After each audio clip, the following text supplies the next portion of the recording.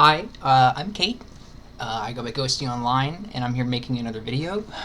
Um, I just ate a huge meal, one of my favorites, because today's my birthday. I just turned 27 today, officially. Um, I guess I'm here to just kind of talk about that a little bit. I don't really feel any different. I feel like this has been a kind of a staple for a lot of people. Like, give me one sec.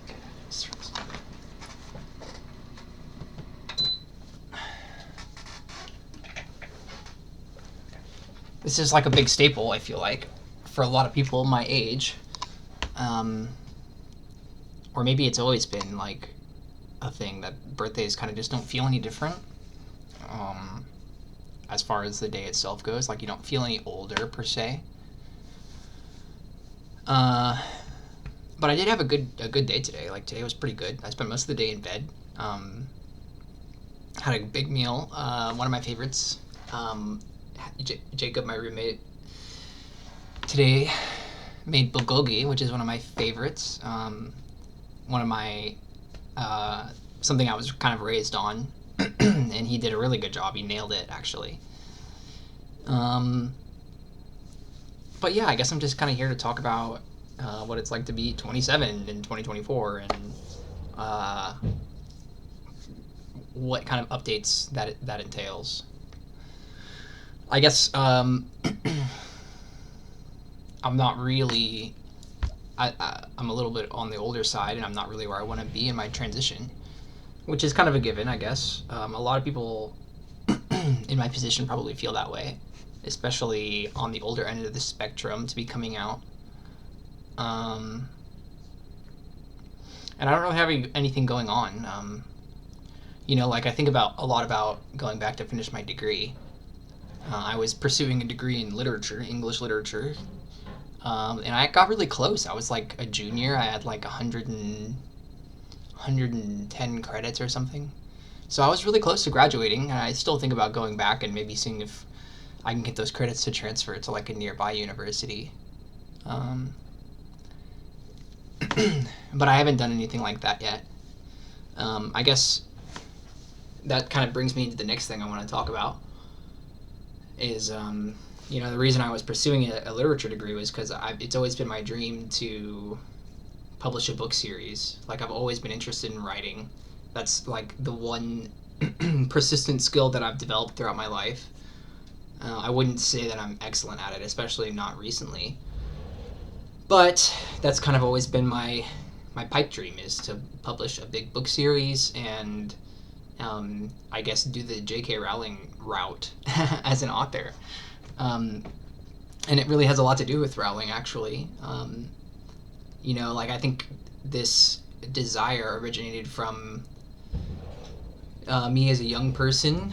Whenever my parents had recently gotten separated. My mom, whenever I was with my mom, she would read Harry Potter to us.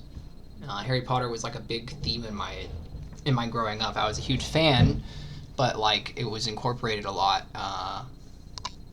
into like I guess my relationship with my mother especially, and so I was really attached to it for a really long time, and I really grew to admire Rowling in a lot of ways, even though I guess now she's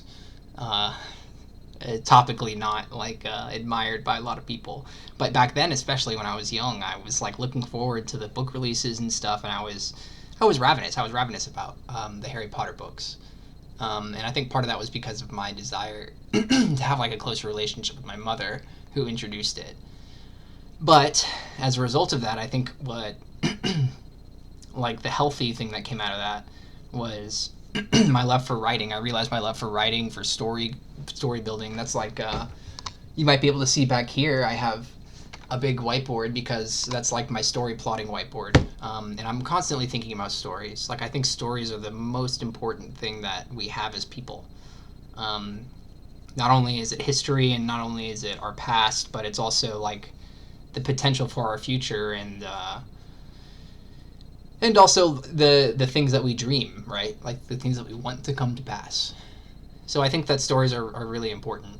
And that's a big part of the reason why I'm why I feel like I'm sort of attached to them, and why I would like to create stories that people can relate to, people can learn from, and also people can just love and enjoy.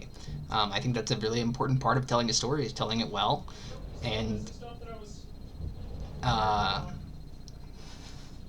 telling it well, and I don't know. Stories are important. But I haven't been writing much recently. I've kind of, I guess in the past like year or so, I've like really been struggling for words, not just in these videos, but just in general. And I think a part of that is because of the medication that I'm on, but a part of that is just because I'm out of practice. Like, I haven't been reading the way that I used to. I used to just tear books apart, like especially in high school. I was always reading something. And then I'm just not as practiced of a writer. Like, I used to do writing exercises just for fun, and I would write like, short story length pieces just for fun, write poetry just for fun. And it's been a while since I got into that kind of groove, and I'm not sure why that is, but turning 27 today, maybe going forward, I'll try to be more proactive about that.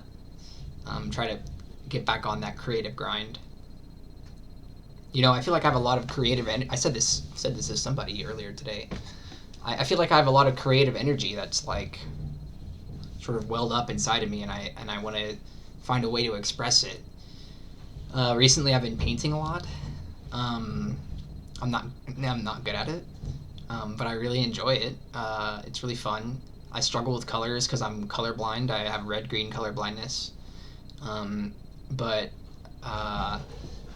use a lot of blues. But I've been really enjoying painting, and I've been enjoying, I used to read a lot about painters. Like, I read a lot about the Impressionist painters who made a big impact on me, especially like Degas. I really love Degas. And like the striking poses that he would create of the dancers. And recently I have been, anybody who is out there that is familiar with Bakinski, I kind of became familiar with him recently, and the images that he creates. And whenever I saw those images, the paintings particularly, like his photograph work is good too, but his paintings in particular, it really reminded me of like stuff like Berserk, like the sort of gruesome, like realistic, super detailed depictions of allegorical figures in a lot of cases. And I find that really striking, especially growing up from a religious background. Like, I find the symbolic work to be really powerful. And so I guess I would like to create stuff like that. I mean, right now I'm not creating anything spectacular, just really bland looking, like landscapes and stuff. But I would really love to strive to create some art like these artists that I admire a lot. Hopefully not just borrowing, but actually being inspired by and creating something new that's not fully derivative, But yeah, I guess I've just been feeling a little burnt out on the whole writing thing. And maybe that's not the right way to put it. Like, it's something that I wish I did more of, and something that I wish I felt the same drive for that I felt, even 5 years ago. But my my love of stories and my love of telling stories, reading stories, being told stories, really has never changed. Like, I think stories are the most important thing that we have. I mean, all a person's life is a story, Anyway, I guess this is just kind of the thoughts that I'm having right now. Kind of went off on a little rant there. But, yeah, 27 today. And, woo, happy birthday me. Thanks.